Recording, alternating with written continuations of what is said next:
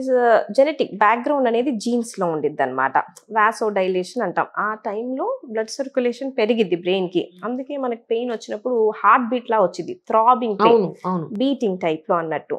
So spreading depolarisation అంటాం, ఒక place నుంచి ఒక ప్లేస్ కి స్ప్రెడ్ అవుద్ది. కొంతమందికి యాక్చువల్లీ మైగ్రేన్ వచ్చినప్పుడు ఒకవైపు కనిపించదు, ఒకవైపు స్పార్కిల్స్ అట్లా వస్తూ ఉంటాయి. సో ఒక్కొక్కళ్ళ మైగ్రేన్ మళ్ళీ ఒక్కొక్కలాగా ఉండిద్ది. అందరి మైగ్రేన్లు ఒకటి కాదు, అందరిది ఒకలా ఉండదు. నియర్లీ 10 మంది లేడీస్ లో ఇద్దరికి ఉండిద్ది అంటాం migraine, as common as that. అందరూ మెడిసిన్స్ తీసుకోరు కదా, కొంతమందికి అసలు అవసరం లేదు. కొంతమందికి మైగ్రేన్ కి ఇంజెక్టబుల్స్ కూడా ఉన్నాయి, చుట్టూ బొటాక్స్ అని ఇస్తాం, అట్లా మల్టిపుల్ ఇంజెక్షన్స్.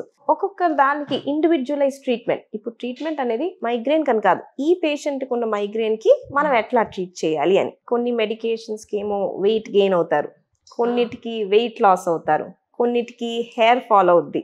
సో మనం ఎక్కువ వెయిట్ ఉన్నారు అంటే వెయిట్ లాస్ ఉండే టాబ్లెట్ పెడతాం, సో దాని సైడ్ ఎఫెక్ట్ మనం యూజ్ చేసుకుంటాం. కరెక్ట్. ఇట్లా బాగా సన్నగా ఉన్నారు అంటే ఒక టాబ్లెట్, అసలు నిద్ర పట్టట్లేదంటే కొన్నిటికి సెడేషన్ వచ్చింది, సో ఆ టాబ్లెట్ పెట్టడం. So we choose differently for every patient. So exact reason అనేది వాసోడైలేషన్, కొన్ని రిసెప్టార్స్ అట్లా ఉంటాయి అన్నమాట. సో ట్రీట్మెంట్ అనేది మనం ఈ పర్సన్ కి కొన్ని hemiplegic migraine, classical migraine, common migraine, ఇట్లా టైప్స్ ఉంటాయి. సో దాన్ని బట్టి మనం వెళ్తా ఉంటాం.